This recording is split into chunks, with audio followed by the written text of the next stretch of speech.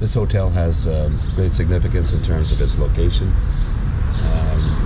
Just right around over here, as you can see, I'll walk down, is the exact location of where Prince Ferdinand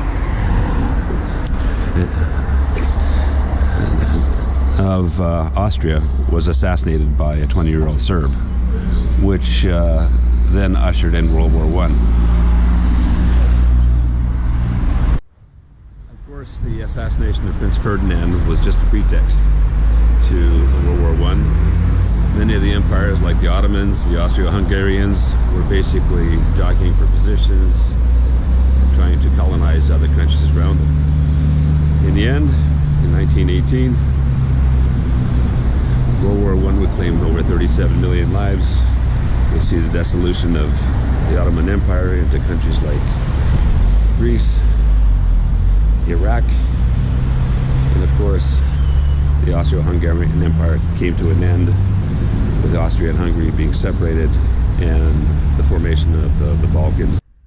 And of course 27 years ago we had the Balkan conflict, which then lasted for over 3.5 years with Croats, Bosnians, and Serbians fighting each other.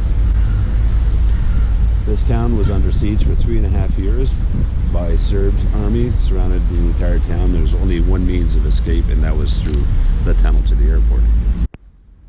The people of Sarajevo, during that 3.5-year siege, suffered over 90,000 casualties. 40,000 women were raped, and the city had to be rebuilt. There are many parts of the city, in fact, that show the scars of the war. Certainly there are a lot of bullet holes inside the buildings, but it's slowly getting to be restored. We had a tour of Sarajevo yesterday, and people are living in relative peace.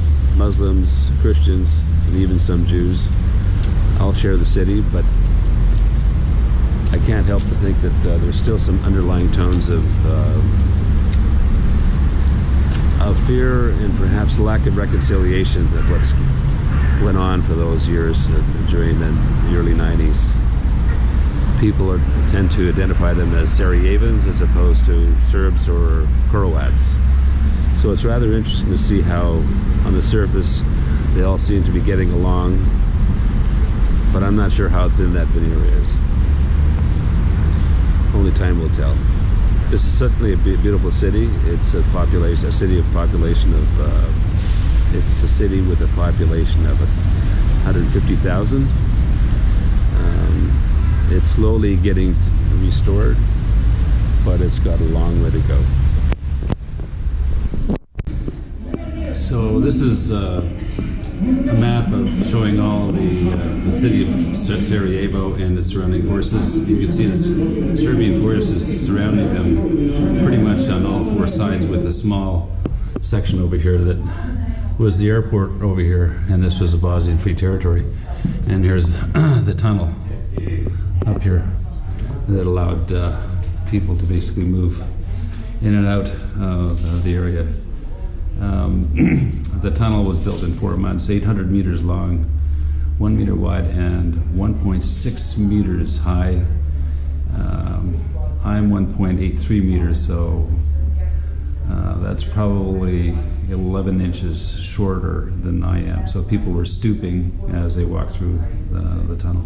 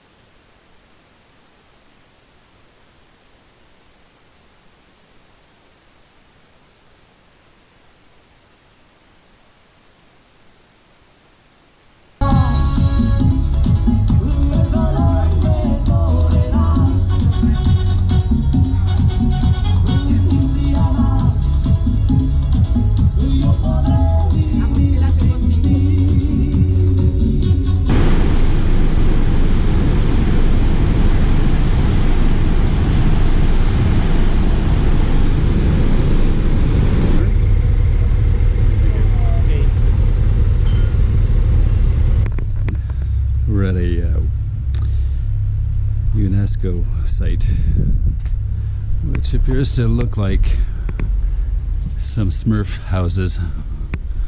The roofs are all made out of stone.